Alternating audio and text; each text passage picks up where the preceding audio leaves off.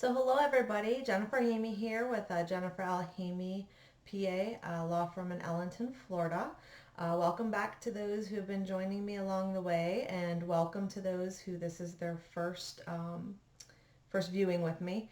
I will tell you that I'm doing estate planning part 2 today with more detail on some other different types of estate planning. So if you're interested in estate planning as a whole, you may want to revert back to estate planning part 1 that I put on Monday and watch that. And I apologize to those that did watch Monday where I said I would be back on Tuesday with part 2. I got a little sidetracked yesterday, so I wasn't able to get the video uploaded and done on Tuesday. So I'm here today getting it taken care of. Really kind of cool thing though, after I got done with the Monday video, I was looking outside my window because I have a big window right outside of where I'm doing my video right now, right in my office at my house. So right outside my house, almost in touching distance if I was out there, on my roof was this hawk, this beautiful hawk that came and sat right on the corner and was just kind of looking at me.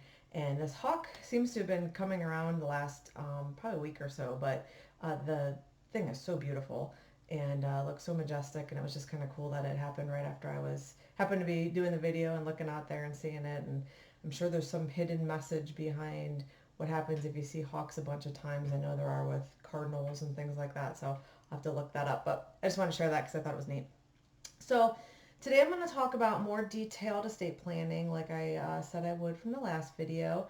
And I'm going to go more into trusts at this point, which is more what I consider sophisticated estate planning. So in our first video, I went over the kind of what I call simplified estate planning, which are the basic documents of the will, power of attorneys, healthcare power of attorneys, living will. And in this video, I'm going to go over more detailed estate planning as far as trusts are concerned. Now, when people hear the word trust, there a lot of different things can come to mind. So when it comes to a trust, there are many, many different forms of trust that you can see out there. You can see revocable trust, irrevocable trust, special needs trusts, pooled trusts, first party trust. There's a lot of different trusts that are out there, charity trusts. So then it can be a question of, well, that's kind of overwhelming. What do I really need to do? Now, most of my clients I do put into what's called a revocable trust. And so that's what I'm going to spend my time going over with you today is the revocable trust, because I believe that's what's going to apply to most of the people that may be checking out this video. So a revocable trust is a trust where it's designed for estate planning purposes. It is done during the course of the grantor, the people that create the trust. It's done in the course of their lifetime. They maintain complete control over all of their assets. You don't give up any of the control, but it's designed to be a vessel to put all of your assets in while you're alive so that you can avoid the probate process. And that's what most people are looking to do, is to avoid the probate process. They'll come into my office, they'll say, hey, I have all this stuff. I need estate planning done. I want to get this taken care of while I'm alive, and I don't want to leave a burden for my kids, or I don't want to leave a burden for whomever is going to be responsible for these things because I had a bad experience with it and I know how time consuming and costly it is, or I don't want to be left with my kids having to take care of this. Or sometimes it's a matter of, I really want to earmark where every penny of my money goes, and I want to be able to have the control and the ability to do that. So trust is a nice vessel to be able to do that with. There's a lot of different reasons that people get trust. I have had clients that have come in and said, I don't really think that I have the assets necessary to get a trust, or what, how much money do I have to have before I can get a trust? There's no set number. There's no set magic price point, if you will, of value of assets to make it determinable that you should have a trust at some point. So there's a lot of different reasons, like I said, that a person could have a trust. So I'm just going to go over a couple common scenarios that I see. This may apply to you, it may not, but these are things that I oftentimes see. Situations such as I have 2 kids. One of my children is doing well. I don't have any concerns about them. The other child, I don't really like how they're spending money, or they tend to be wasteful of money, and so I don't want there to be just a total payout to the one that I know is going to have trouble with money when I pass. So I want to set it up where 50% is a lump sum payment out to the child that I know doesn't have the issues. But the other 50% I want to do something more creative with. I want to have them paid on a monthly basis or a yearly basis or a percentage every so often, so that I know that they're going to be taken care of for a while and they're not going to spend all that money down. So that might be a scenario that you see. I have scenarios of people that don't have children, and so they want their monies to be earmarked towards a charity. So it's a very good idea to be able to put those funds into a trust with directives of creating a nonprofit or creating a charity type situation after those people have passed, so that they don't have to worry about that all going through the probate process to get there. Um, there may be a special needs child or a special needs beneficiary that you don't want to get a lump sum amount because it's going to kick them out of Medicaid, or it's going to kick them off of Social Security disability, or it's somehow going to affect a benefit that they're receiving if they were to get a cash settlement or a cash number when you were to pass away of the assets. So you can set up your trust to be able to provide for that person without having them lose their benefits. Because you have to remember, the money is your money, so you are free to do with it basically what you want. So you want to make sure that those monies aren't going to creditors or going to um, other systems that you may be able to use that in a better way if you had set up for it appropriately. Another situation that I see frequently is, hey, my son's married to such and such. I don't really like her. I think they're going to get a divorce. I want to make sure she doesn't get anything. Or my kids have plenty. I want to start planning for my grandkids. So that's something that takes into effect sometimes in doing a trust. I have frequently down here, especially, I have a lot of clients that this will be a situation where it's a second marriage. They've now remarried, they had their kids prior to their marriage that they're in now, and they want to be making some special provisions for their assets that go to their children and not necessarily shared with all of the children as a result of the marriage. So that can be another reason. And can be applicable to Florida and Ohio. So this is not specific to one state versus the other. This is just generalized information of reasonings why people may be putting trusts together. And that's going to be applicable in each state. Each state may have little different nuances of what they want to see within the trust document, but the trust as a whole is going to pretty much run the same whether it's in Ohio or it's in Florida. The nice thing about a trust too is that if the trust is crafted well by whatever estate planning attorney you have used that knows how to put a good trust together, a good revocable trust together, when you move to another state, because a lot of my clients, especially in Florida, are transplants from another state and they may already have a trust, they don't want to have to prepare a whole nother trust again because it's expensive and it's time consuming. If the trust was put together well, I don't have to do a whole nother trust for them. I can simply go through the trust, make amendments that might need to be specific for the state of Florida that they're now living in, same for the state of Ohio. They may be specific for those states, and you can just do it by way of an amendment rather than having to create a whole nother trust document and start the process all over again. Um, so that's something that you want to look at when you're trying to determine what you want to do with your estate planning. Like I said, the biggest thing with the revocable trust, the one that I'm really speaking of today, is the probate avoidance.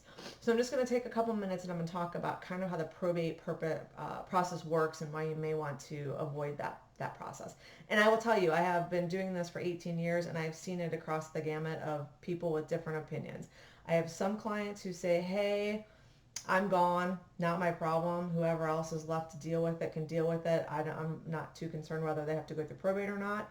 Other people say, no, I want to make sure it's as simple as possible for whomever is handling my estate. So let's do everything we can to avoid probate. So probate, what is probate? Probate basically is the process by which you have to go through if you pass away and there is no other directive set up to have your assets go to the people you want it to go to by way of a beneficiary clause, payable on death, transfer on death, joint and survivorship. Those are all terminology that you'll see that can help avoid the probate process. So, for example, if you have a home, let's say you have a home, you live on your own, it's just you. When you pass away, you want your home to go to your kids. You pass away and you have a will, but you don't have a trust and the house is just in your name. The kids are going to be required to go down to the probate court, open a probate to get that house transferred over to them. Now, there's going to be some differences in Florida versus Ohio because Florida has homestead provisions that make it so it goes right to those surviving heirs. It still has to go through the probate process to get there, but it works a little bit differently than it does in Ohio. So again, work with an attorney who would be familiar in either one of those states. And I'm certain if there's anybody listening from other states as well, each of those states are going to have their own procedures. But if it's not otherwise named to go directly to somebody or have it jointly with somebody in the circumstance of the house, then in that circumstance, it's going to have to go through the probate process to get it put into your name. Okay, so that's costly. It can be time consuming. There's notice requirements. There's different things that are required from the probate court in order to be able to carry on with that process. So there's a couple things you can do to avoid that. You can do the trust. And what's going to happen is you're going to go ahead and put that house in the trust while you're alive so that you can avoid that probate process when you pass away, because since the house is already titled in the name of the trust, upon the death, the successor trustee that you've named, which is generally going to be your children, but you can name anybody. You can name a family member, you can name a friend, you can name a bank, you can name an attorney or an accountant or some other financial institution or person that you trust to manage those for you upon your passing. So what's going to happen is that next person that you have in line is going to be able to automatically have access to those things and divvy those properties up the way that you have directed them to do in your trust. So that's important to have because then you're not having to go through the court system to get that process taken care of. And a lot of people want to avoid that cost and that time in doing that. And when I say cost, I've mentioned that a couple times. There really is a cost difference. I can't speak for every attorney because obviously I don't know what everybody charges, but I will tell you that the average cost for one of my trust planning packages that I do for parties is going to run somewhere between $1,500 to $2,000. And that's going to cover everything that you need versus going through the probate process, which is oftentimes $4, $5, $6, $7, $10,000, depending upon how big the estate is going through the probate process. And it's also going to take a while. The average probate takes 9 months to a year, where if you have a trust and everything's in the trust, it can automatically go as soon as you pass away. The next person, the successor trustee in line, can go ahead and start working on having immediate access to those assets. So those are going to be things that are going to be helpful if you're looking to move that process along quickly. So like I was explaining with the probate for the house, I'm just using the house as an example. There's cars, there's bank accounts, there's other assets, other monies, CDs, stocks, bonds, all sorts of things like that, that if there was not other people listed on those or beneficiaries listed on those, that it would be necessary to go through the probate court to be able to get access to those types of assets. So once that is filed, the probate court the judge is going to look that over and say, okay, this person had a will, they wanted such and such to be the personal rep, we're going to go ahead and allow that person to be the personal rep. And then at that point, the person would have access to be able to gather those assets into an account and then start dispersing accordingly. So again, if you don't want to have to go through that process or have somebody go through that process, then the trust is going to be the way to avoid that. Now, I have some people that say, well, how come I just can't name a beneficiary on all of these things and then I don't have to worry about a probate process at all because there's already names listed on everybody's things, on all of my assets. I've named beneficiaries. It's okay in theory. Normally people, if they're a married couple, they will name each other as their beneficiaries. Some assets, it's required that you name your spouse as the beneficiary. And if that person passes, you can name what's called a contingent beneficiary on a lot of things. So you have a second person in line. But here's something you have to remember. When you do the beneficiary clauses, you can only go out so far. So you're going to be able to do primary and a contingent for the most part. That's all you're going to be able to do. My job as an attorney and other estate planning attorneys is to think outside of the box of any possible scenario that may occur that will result in possibly it going to a probate. So say, for example, there's the husband and wife and a daughter, and you have named it's wife's policy, 401k policy. She's named her husband as the beneficiary, primary beneficiary, daughter's named as the contingent beneficiary. All three of them go on vacation together. They go off to a cruise or they get on an airplane together. And plane goes down, something happens, they all pass away.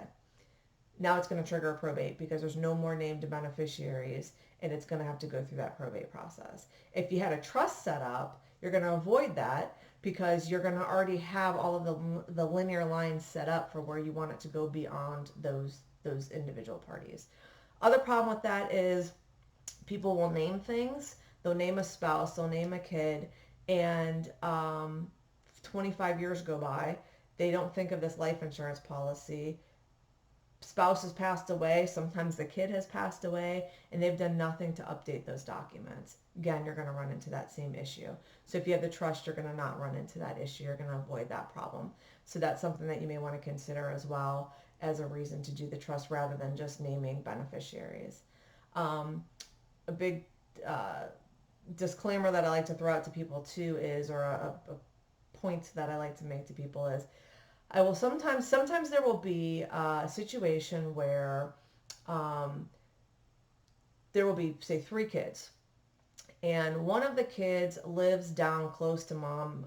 Mom's widowed, lives close to mom, and daughter is either living with the daughter or the mother, or is living close by and is helping take care. And so mom says, oh, just for the sake of ease, I'm just going to go ahead and throw my daughter's name on the bank account, or I'm going to throw her on these assets because that way it's easier for her to take care of these things.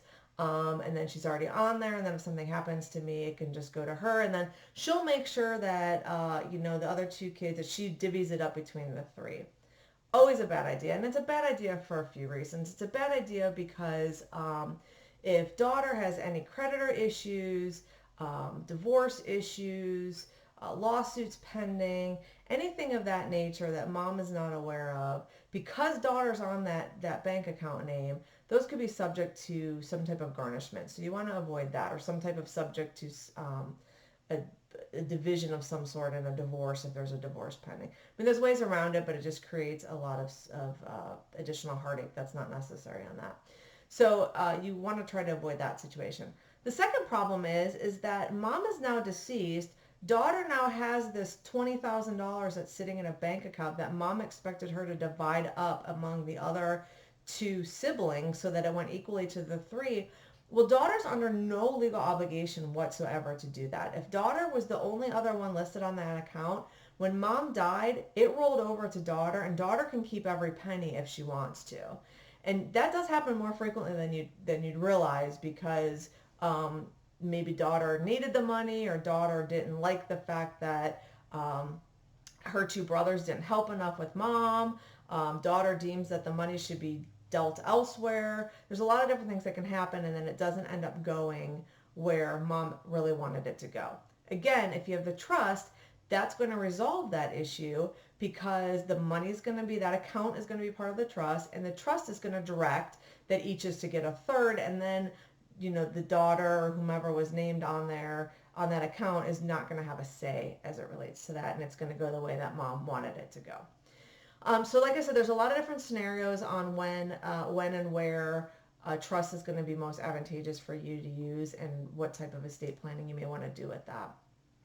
So it's really the broad strokes that I can provide to you regarding a revocable trust. Like I said, as always, it's a good idea if you are concerned about how your estate planning is set up, especially right now since we're all kind of homebound and stuck. If this is something you haven't looked at for a while, even if you have a will and you say, hey, I did it 20 years ago, and I don't really think I need to make any changes on it, pull it out. Now is a good time to pull it out. Start making your asset list, your debt list.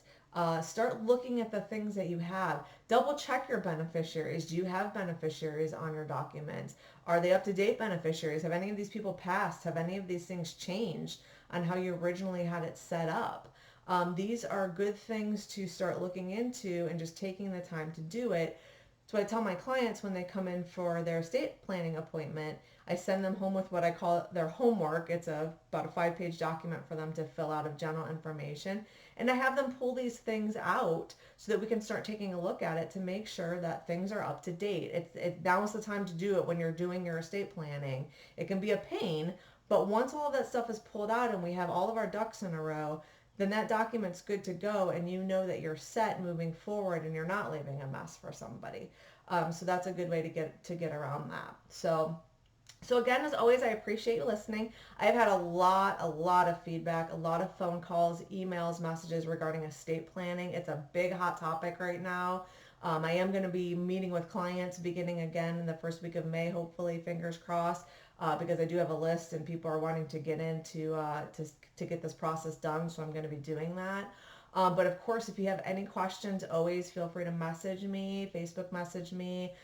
This video is on YouTube. It's on my Facebook page. It's on many of the community pages in the area, as well as on my Jennifer Alhamy PA site. You can send me an email, jenniferhamey@gmail.com. And again, it's HAMEY. There's no periods or anything in there, just jenniferhamey@gmail.com. And I will get back with you to answer you. What I'm going to be doing for the next topic, for those that are interested, I will probably not be doing a video tomorrow. It's probably going to be Friday. And another hot topic right now is bankruptcy, debts. What am I supposed to do at this point? I've lost my job. A lot of different scenarios such as that. So I'm going to be doing my next video on that, on people that are looking for some reprieve and what the different types of bankruptcies are and if they qualify and what types of things they may want to be looking at if they're a small business that's having a problem or if they are an individual that's having a problem due to everything that's going on right now. So if you're interested in that or you know somebody that might benefit from that, please send them my way for the video and I will go over that with them.